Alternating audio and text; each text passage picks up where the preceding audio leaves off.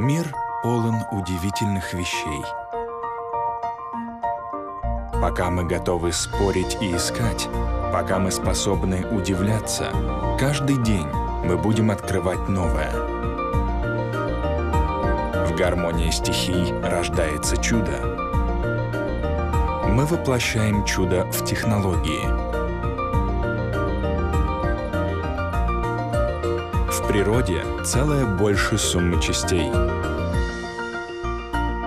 Объединяя наш опыт и силы, знания и надежды, мы формируем будущее, меняем жизнь к лучшему, создаем новую энергию.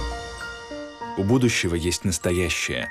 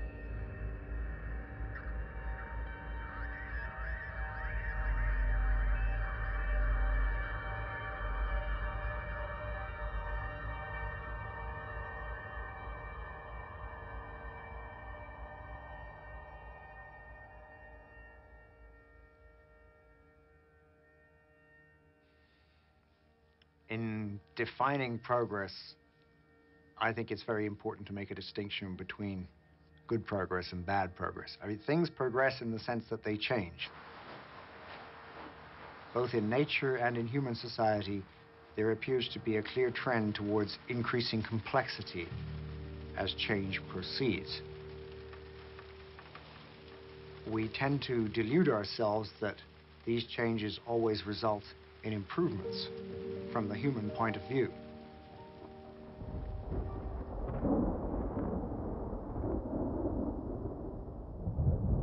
We're now reaching a point at which technological progress and the increase in our economies and our numbers threaten the very existence of humanity. We copied. Okay, you had your transmitter key. That's how we couldn't read.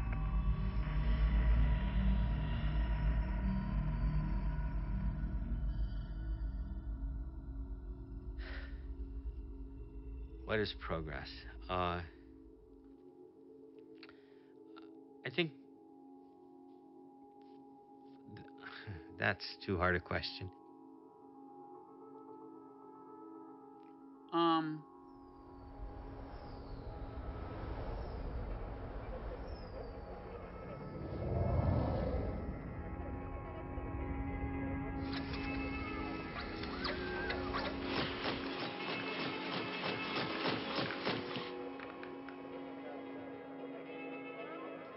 When I think of the word progress,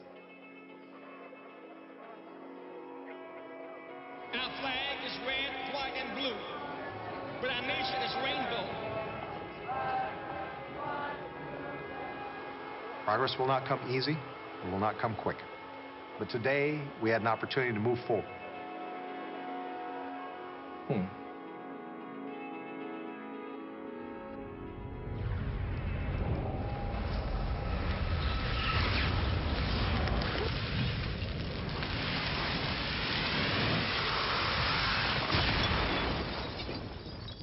It seems like we're stuck in this trap for the last 200 years since the Industrial Revolution, where we think progress is more of the same. Like, we should make our machines better and get more machines.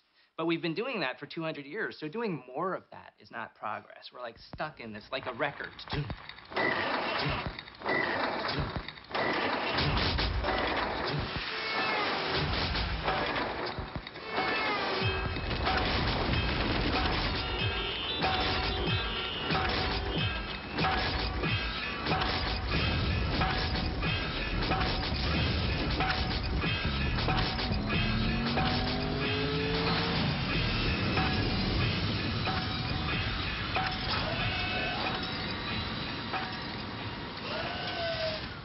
Things that start out to seem like improvements or progress, these things are very seductive. It seems like there's no downside to these.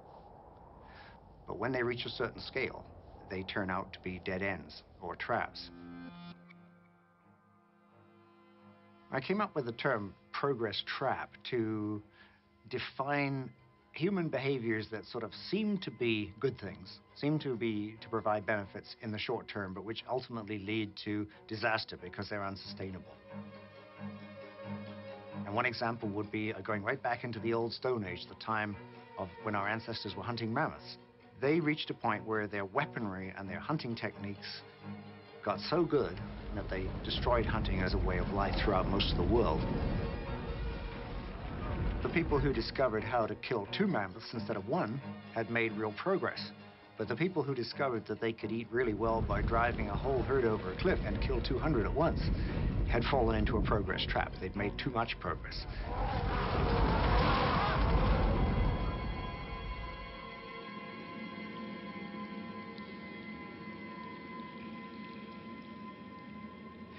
Our physical bodies and our physical brains, as far as we can tell, have changed very little in the past 50,000 years.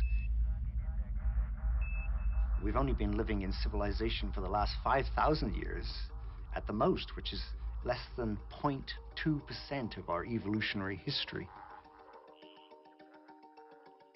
So the other 99.8, we were hunters and gatherers, and that is the kind of way of life that made us.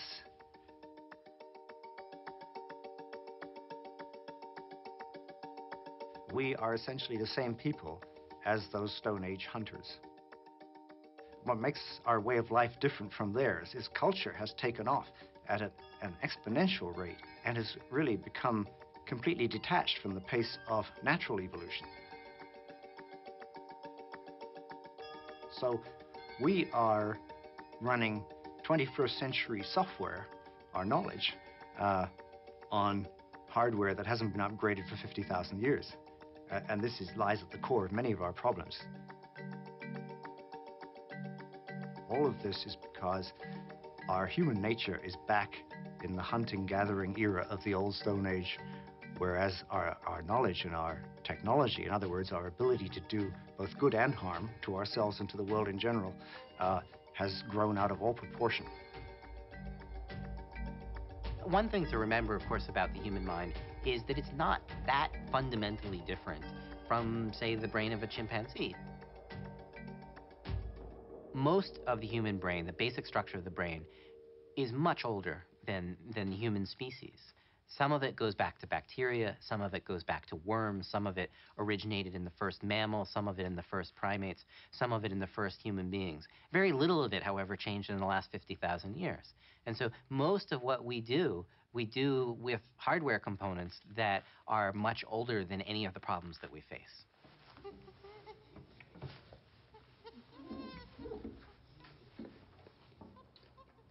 When I first began to study chimps, I thought that the task was to just map out more and more similarities, to find areas of cognition that hadn't been studied yet, and simply show that chimps were just like us.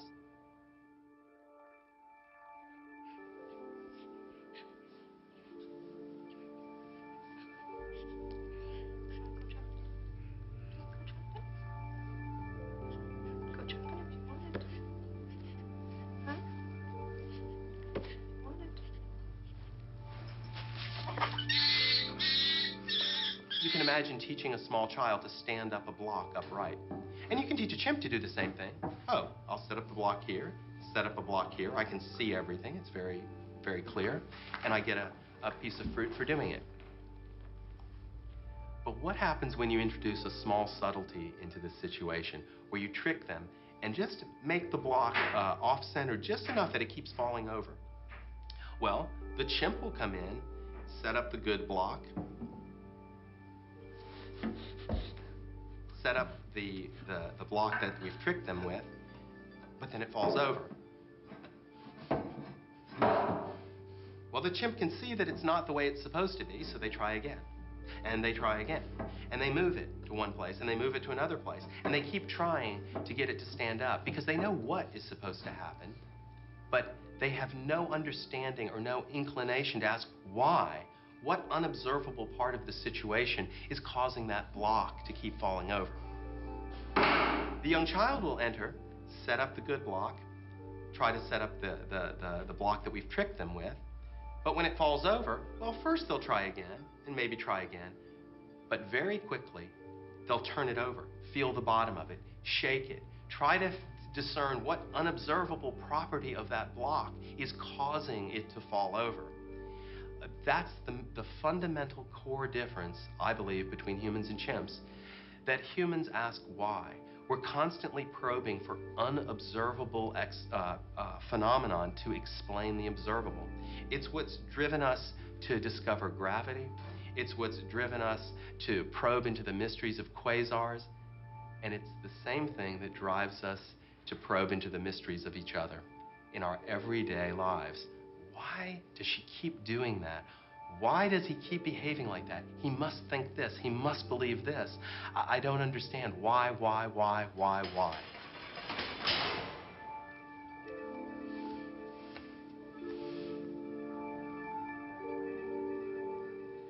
So the upside of the human capacity to ask why, to continually probe behind appearances, and to try to find out how the world really works, is we develop fabulous new medicines. We develop fabulous new therapeutic techniques to take care of people. We invent the whole cascade of modern technology.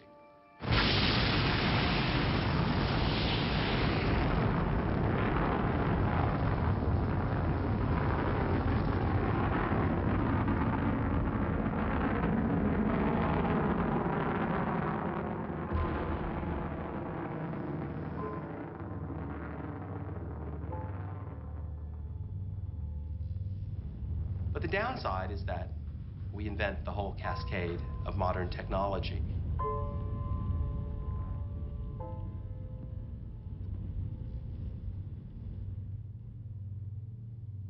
Arguably, we are the most intellectual creature that's ever walked on planet Earth.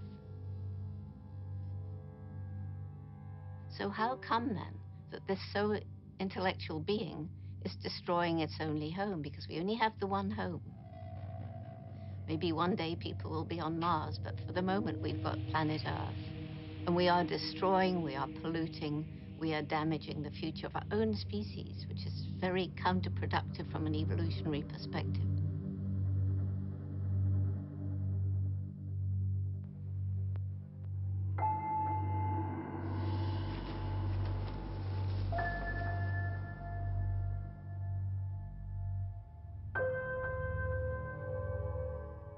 This capacity that seems so wonderful to us, the ability to ask why, the very ability that undergirds modern science as a double-edged sword.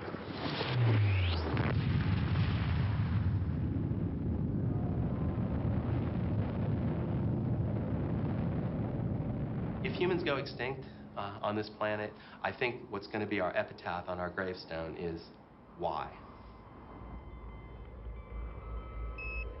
I'm getting a light driving this machine. Think I overdid that one. Yeah, it went clean out of sight. Oh, you think you're so clever. Okay.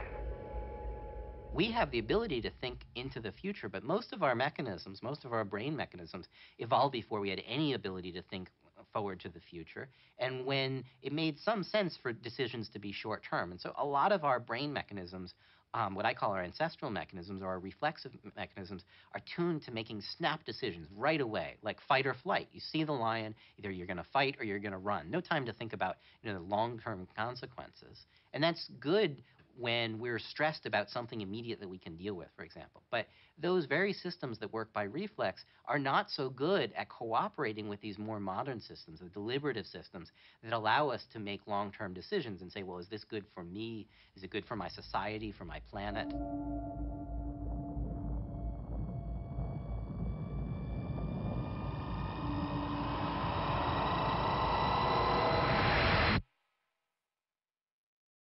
Between the fall of the Roman Empire and Columbus sailing, it took 13 centuries to add 200 million people to the world's population.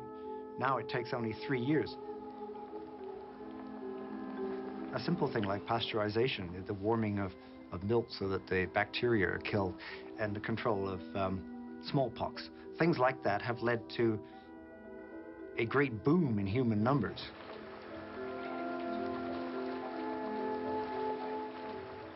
So overpopulation, which nobody really wants to talk about because it cuts at things like religious beliefs and the freedom of the individual and the autonomy of the family and so forth, is something that we're going to have to deal with.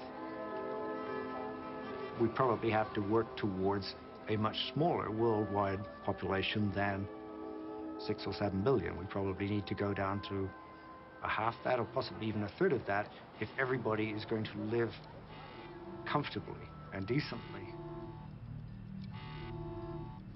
The other side of this problem, and perhaps the more dangerous side, is the footprint of the individuals at the top of the social pyramid who are consuming the most. Somebody in the United States or Europe is consuming about 50 times more resources than a poor person in a place like Bangladesh.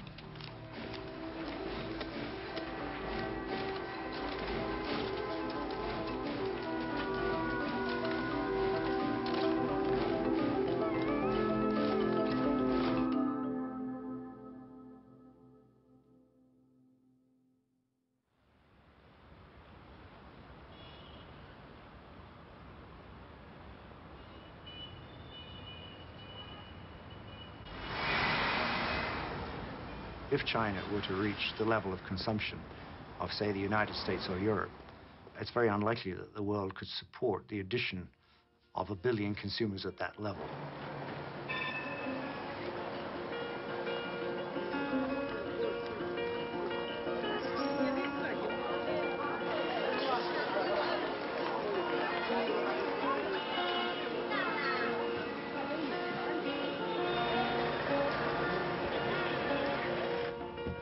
Let's say in China, maybe 200, 300 million people are quote unquote affluent. You know, they could afford, relatively speaking, you know, what we can in the West. In India, and also whatever, 200 million. You know, so you add up these affluent segments of population in these developing countries or marginalized countries, but still you come up with no more than 1.5, maybe 2 billion people. So there is still 5 billion people waiting to tap into these bonanzas of, you know, plentiful food, cars, decent housing, right, higher education for their children. So the potential demand for resources is immense.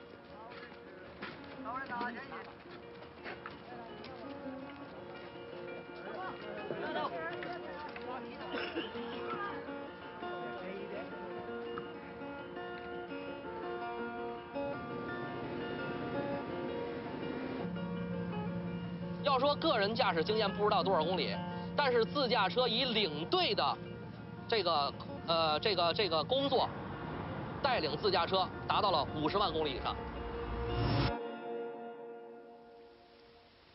这个谁的司机啊？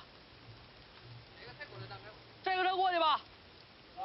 再高一点，停，停，走，好，停。 走一点，好，咱们待会儿先出发，等前面车过了咱们走。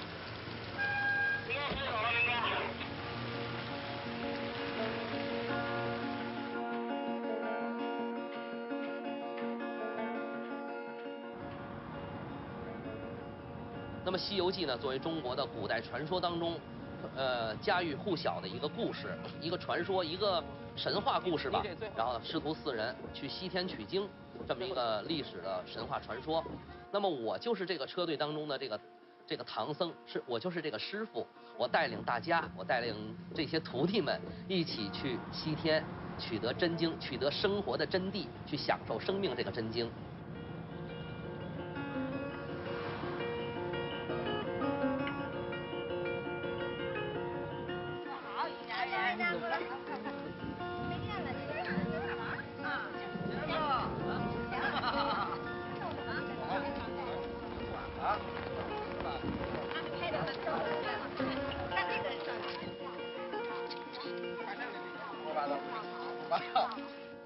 住在河对岸有一个小村庄，他们村子里头就是这样，基本上家家户户没有冰箱。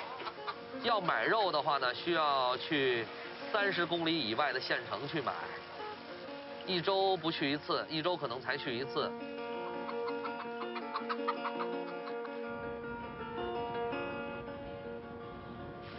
所以说我个人的生活条件，在最近的这个10几、20几年之内发生了翻天覆地的变化。西红柿只有那个夏天、秋天有，冬天是吃不到的。那么现在不一样，任何时候，一年四季我随时可以吃到西红柿，随时可以吃到西瓜，随时可以吃到肉，随时可以吃到海鲜。这些事情小时候不敢想。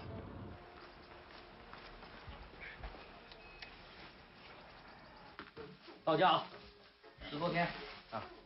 中国的经济发展，我想30年应该，全世界都评价基本上是一致的。不管是喜欢中国还是不喜欢中国的人，那么当时这30年我们也有很多问题，比如说环境问题，